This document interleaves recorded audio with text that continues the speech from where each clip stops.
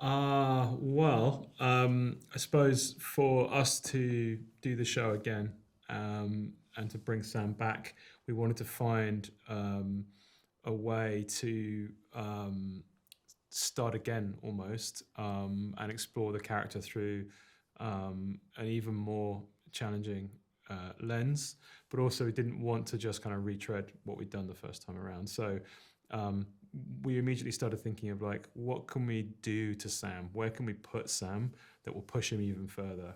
And part of it for me as a filmmaker is just wanting to do something completely different and also push myself a little bit into a slightly less of a comfort zone. So it was an opposite for me. It was like the plane's 35,000 feet in the air. What's the opposite of that? It's an underground train. And then that pushes is into an interesting space for the character because he's in this kind of um, physical and moral maze underground, and he's having to make pretty tough decisions at every turn. And so it was kind of a natural. Once we'd landed on that, it kind of flowed really really really well from there, I think. I think we wanted to really unpack some of the questions that we still had unanswered in the first season. Who, why, what, when, and then what happened to Sam after? Like, what happened? Where did he go? What happened? And then hopefully that became part of the development of what our character could possibly go through next. And that became the sort of like, well, we answer those questions, and we can say this about him.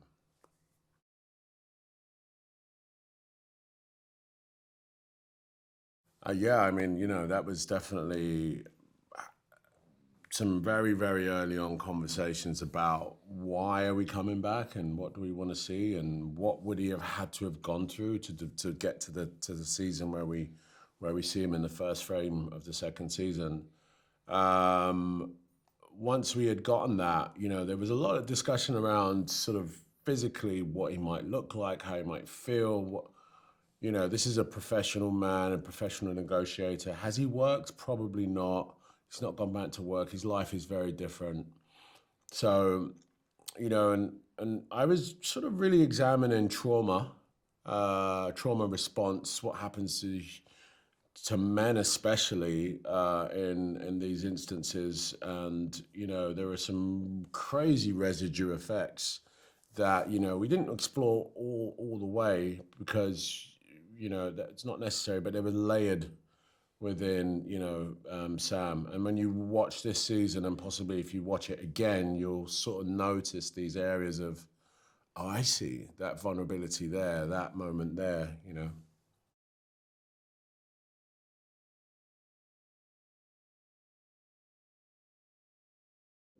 Yeah, I wanted to get hijacked on a cruise ship in Barbados. They weren't having that. I was like, I thought it was a good idea. I think when we were starting to come up with ideas for this season, there's a natural instinct to kind of go, oh, we've just spent a couple of years making this show set on an aeroplane, and there's a natural feeling of like, oh, I can't possibly go back anywhere close to that kind of territory. But at the end of the day, you can only hijack a method of transport. You can't hijack a building. And so I was kind of the stickler saying it's going to have to be a method of transport. And actually, that's partly the success of the show is that it is this kind of claustrophobic sort of microcosmic society. In season 2, they're trapped on another metal tube, but they're hurtling underground around a city. And that is what the show is about. It's about locking Sam Nelson in a puzzle box with a load of people and seeing how he works his way through a problem. If you do anything different, you're really not doing service to what the show is or what people connected with about the show. It's the observable nature of it as well. Most people have been on a plane, most people have been on a subway train, and so we're leaning into that anxiety and that stress. And I think if we'd started down a completely different road for this season, I think we very quickly would have run aground.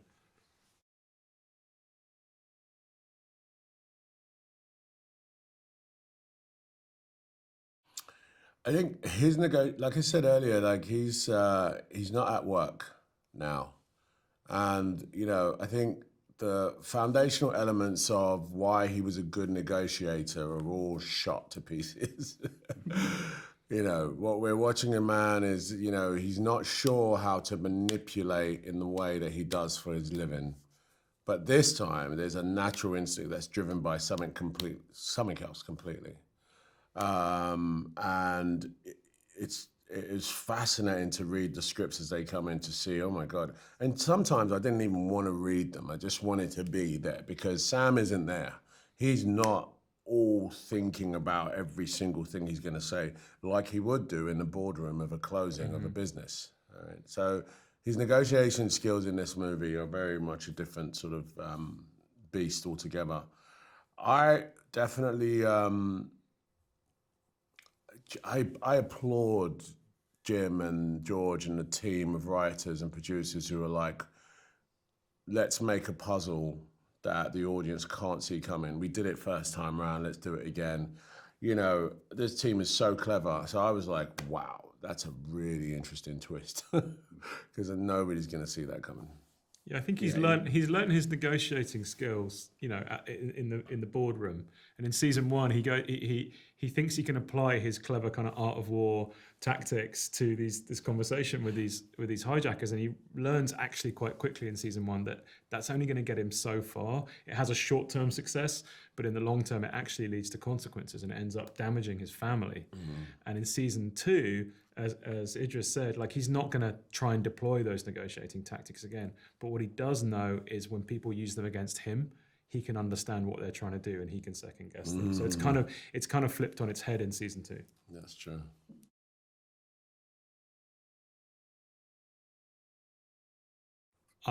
Well, there's a few reasons why we chose it. One of the reasons we chose it is that I was actually living in Berlin as a kid from 1989 to 1991, which, as it turned out, was quite a formative period for the city.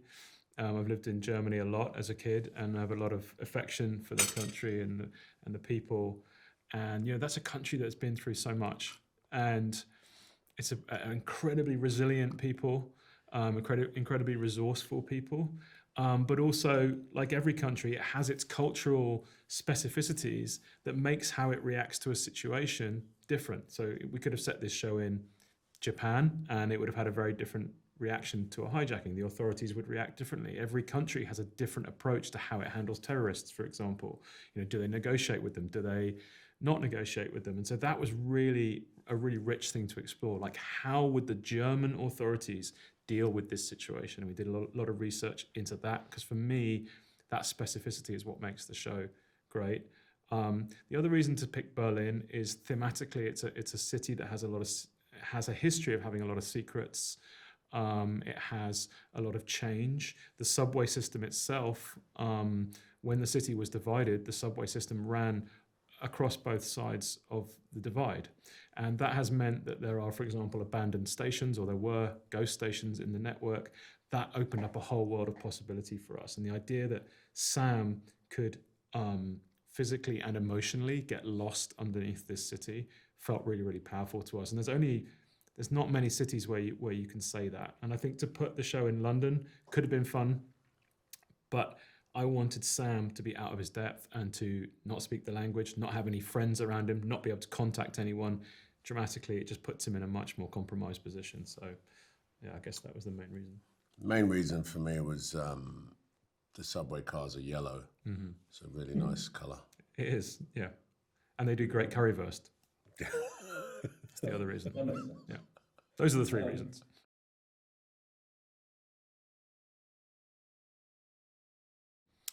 I seem to have accidentally become a bit of a expert at shooting shows set in confined spaces. I actually love it because I love setting constraints on myself, and I love setting constraints on the people that I'm lucky enough to work with. And the more I push people, and the more people, if I say an idea and I feel people's body tightening up, I know I'm kind of onto something. If you're making a show that you want to be dramatic and challenging, and you want the audience to feel connected to the events that are happening, then if you make it easy, then you're not in my experience, you're not going to make a good show. You're not going to tell a good story if it's easy. Now that I'm kind of making a rod for my own back there, because it's me saying, hey, I want to set season 2 on an underground train, and you literally feel the entire room go, ooh. But then once people move past that initial reaction, you unlock this incredible seam of creativity in people, because you're saying, how do we do that? Everyone's been on an underground train.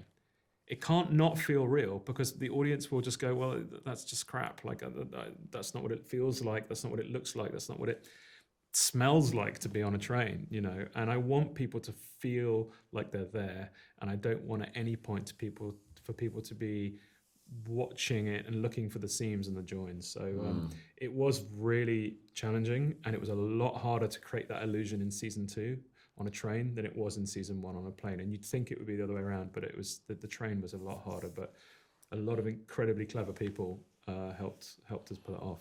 And, you know, I think the filmmakers may agree that reality is the hardest thing to recreate. It's just very difficult. What we see and we know as an audience that get on a subway every day, you're watching on a film, you're looking for the, you know, indiscrepancies, you know, that doesn't feel real.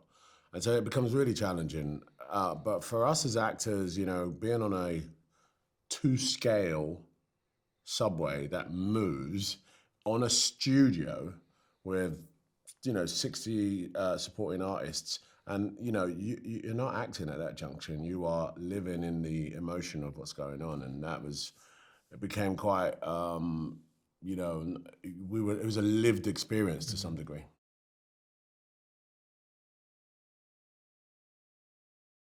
The volume? Yeah. I mean, do you know what? Every single day on this show, you know, we shot for 136 days. Every single day is a hard day. There are no easy days on this show, because every scene in this show is an action scene. Because even 2 people having a fairly mundane conversation in the back of a tube train involves a huge amount of resources and logistics to pull it off. And actually, those sometimes are the hardest scenes to pull off, when it's a simple conversation. You know, there are some scenes in the show that I absolutely love, that are just, you know, Idris and the train driver, for example, talking to each other, played by Christian Nater. He plays Otto, the train driver, fantastic actor. And it's just the 2 of them questioning how far they've come, or why they are where they are, or what they're going to do next. And in those scenes, we're in the driver's cab of the train, and you're seeing the world rushing past you. And that has to work. That has to feel real. It feels a little bit dreamlike. Sometimes it's almost like we're in a submarine. You know, it feels sort of subaquatic, weirdly. And I wanted it to feel slightly surreal. But sometimes those are the hardest scenes, because if you don't have the writing and you don't have the actor that can pull that off, then it just becomes 2 guys chatting in a slightly unbelievable environment. And the audience has to connect with Sam and has to understand what's going on in his head at any given moment, and that actually is the hardest stuff to do, I think. I mean, we did everything to scale, and the driver's cabin possibly was a little bit bigger than what it is in reality. And, you know, what was interesting about season 1 for me is playing restraint. You know, it's a chess game. Us v them, don't look now, don't be too big, okay? But you had a little bit more space in this train. In this instance, we were in cabins that were small. We were either very close to other people. This thing, we're standing, we're moving, and then we're on a 50 lens with the camera like this far from my face, trying not to convey something. And that was like, oh, wow, okay. Sometimes I'd go and see playback and I'd go, oh, no, I can't. I've got to do it again because I'm showing too much. And the audience see right through that, because they know what that proximity feels like. So that was quite interesting to examine for me.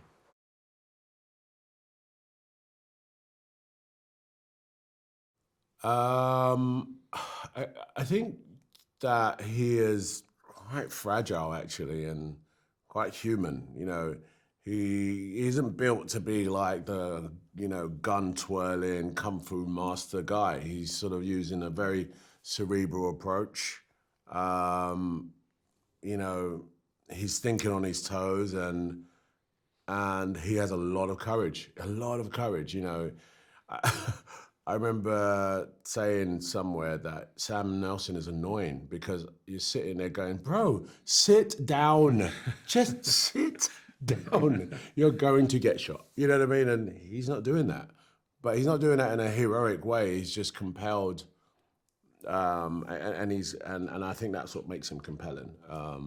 And again, there's season one for sure. There was less, he didn't speak a lot. He just making decisions, communicating. He's listening. He's listening. It's it's haptic acting, right? So the audience, they know what it is to sit in a plane like that. They know what it is when someone acts weird on a plane and they all turn around. We've all been there, and so that was really part of I think what makes Sam compelling, because audience sort of live through him while they're watching.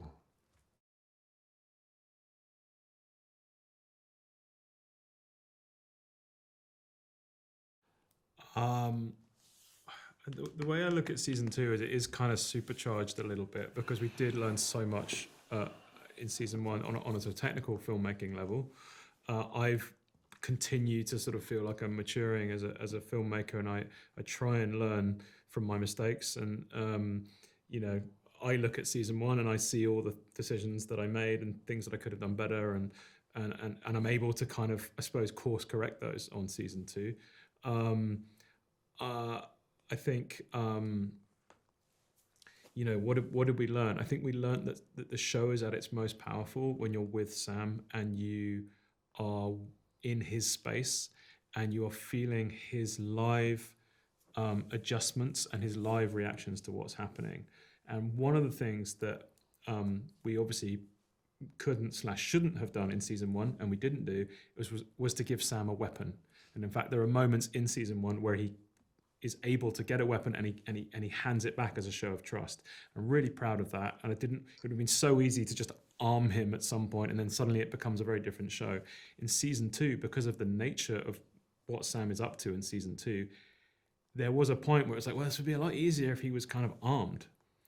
And I said, yeah, easier. It would be easier, but it's not going to be better, because actually what's compelling is how Sam is able to do what he's able to do without any physical weaponry.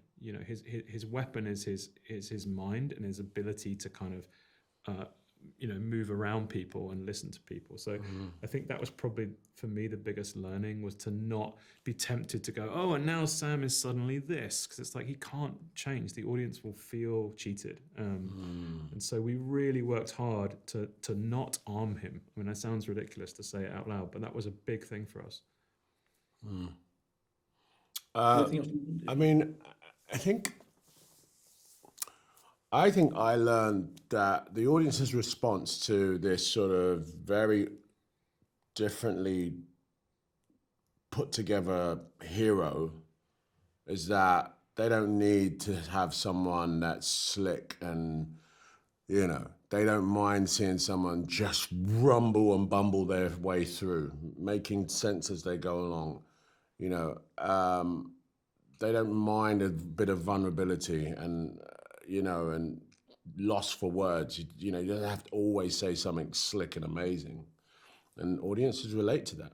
That's definitely the feedback I got from people watching that show. It's like, oh man, I wasn't sure what you would say, and I wasn't sure what I would say, and that was something that typically you want the hero to be your guide, your lead, take you through. But in this case, Sam, although he was making it up as he goes along. And I think audience were okay with that. And that's what my learning was.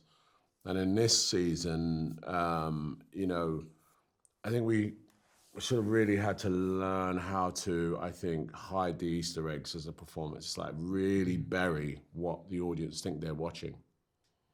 And will they buy it? And that was interesting examination, wasn't it? 100%. He doesn't, in season 2, Sam doesn't know what he's doing. He literally doesn't know what he's doing. In season 1, he's a passenger on the plane. The hijack unfolds in front of him. He's able to sit in his seat and he's able to observe. And in a way, he is powerful, because he's got the power of no one knowing quite how smart he is, and he's able to listen and watch and choose when to act.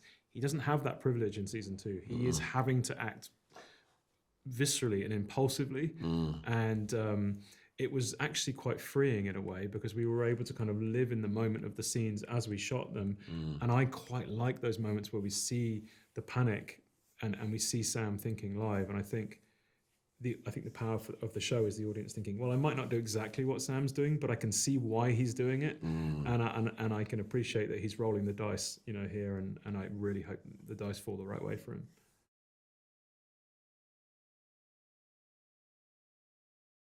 Really satisfying, very satisfying, and honestly, I'm not just saying it, but I was happy for us as a group to get that. It was a lot of work, and I took that nomination as a sign of, pat on the back for the entire group. And also, I think, Apple invested a lot of time in the relationship with me as a creator, as a producer, with our team and Jim, and it was a nice feeling to get that sort of televisual nod, at the highest level. So it's good. I just want to add, he's not just saying that. Like the day that it just was nominated, we were actually filming season 2 on the day that it just got nominated, and we were filming an incredibly complex scene with hundreds of essays in a U-Bahn station that we had built. And I was busy filming. I didn't have an eye on what was happening in the outside world. And Idris came and found me on set and said, "We won an Emmy." Well, nominated. We were nominated for an Emmy. And I said, once I checked the news, I was like, "No, Idris, you were nominated," and rightly so. But in Idris's head, we were nominated, and it speaks to Idris's character that was his immediate instinct.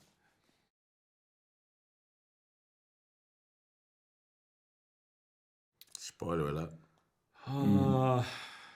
I think for me, Sam has changed a lot as a character in season 2. But what was interesting was, yes, we brought back there are some familiar faces in there. Of course there are, because, there's the connection back to Sam's past and the people in his life that he loves. But what's great when you set out to make a new season of something is you think, well, we can bring a whole new bunch of people into this world, and we can see how they react. And it's going to be a new country. It's going to be a new nationality of people. It's going to be a different language. There's going to be different cultural touchstones. I'm really, there's several characters in this new season that I think I'm really affectionate about. One of which is Otto, who's the driver of the tube train, played by Christian Nater, who is kind of Sam's foil for most of the season. We really wanted Sam to have somebody who's there with him to say, like, to be like a sounding board for him, but also to be someone that is representative of the audience, who Sam is having to drag along with him and say, "You've got to help me. You've got to help me. We're in this together." And Otto does not want to be in this. One of my favorite things that makes me laugh is Otto is constantly looking for opportunities to get out of the train and escape. And Sam keeps having to say to him, "No, Otto, we're not leaving. We're stuck here." I love the character of Clara, played by Lisa Vicari, who is a tricky character. It's we knew that a lot of the communication in the show would be over the radio, for example, and Sam's got to have this kind of voice at the end of the radio that he talks to, and there's got to be a real connection there. And also that person has got to feel like they're empathetic to his situation, and they've got to also feel a little bit like Clara is a little bit representative of the audience in the show as well. She's saying, "Come on, Sam, why are you doing this? Why are we here? How can I help you?" And it's always exciting to bring new characters into the world and see how they react to Sam. I have nothing to contribute. Fair enough.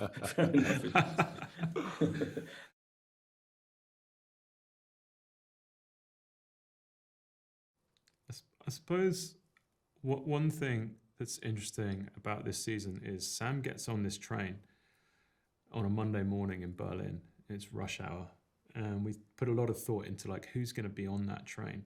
And one of the big differences between an underground train and a plane is that in a plane you have a ticket, you have a seat.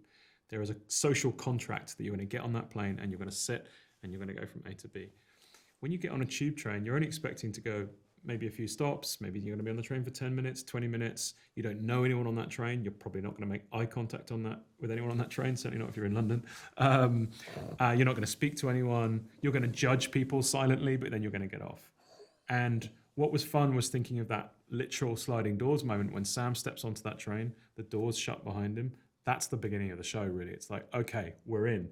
And whoever stepped onto that train, whoever chose to run down the steps and get on that train rather than waiting 2 minutes for the next one, they have just inadvertently put themselves into this problem. And I think that was a really fun way of thinking. Sam has just decided the fate of 200 people.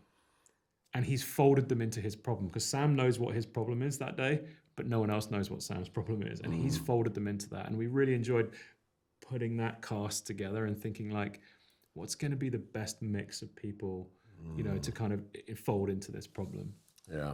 I really enjoyed the May. Yeah.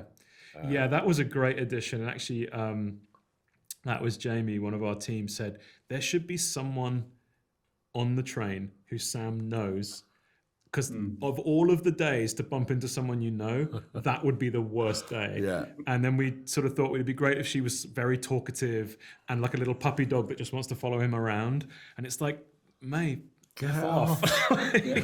And she won't let it go. You don't know what this is. Yeah, you don't know what you're letting yourself into. And actually, you know, Jasmine, who plays May, just did a great job of she's just annoying enough. And then actually she comes good. You know, she comes good because she believes.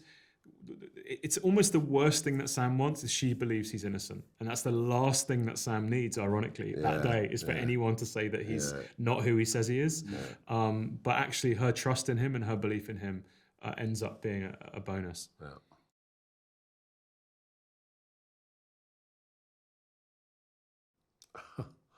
Wow, what a great question.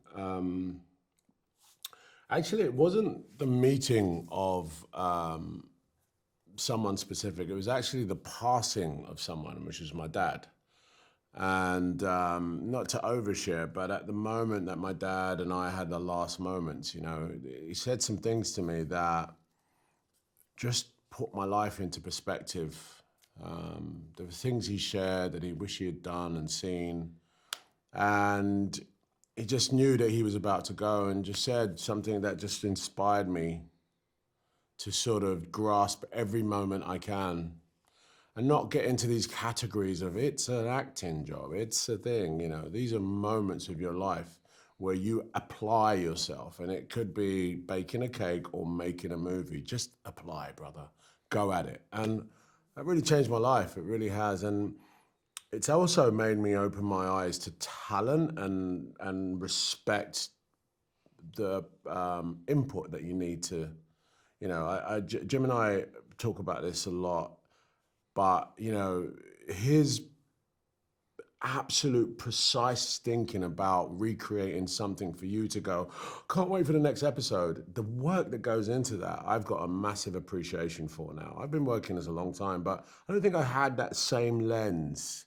And now when I work with someone like Jim, or I work with someone that has this real passion for what they do, I fully appreciate it. And the first thing people say to me is like, aren't you tired? I'm like, no. That's because, you know, Jim's still working on season 2. We're still working on it. See what I mean? That shows you, you know.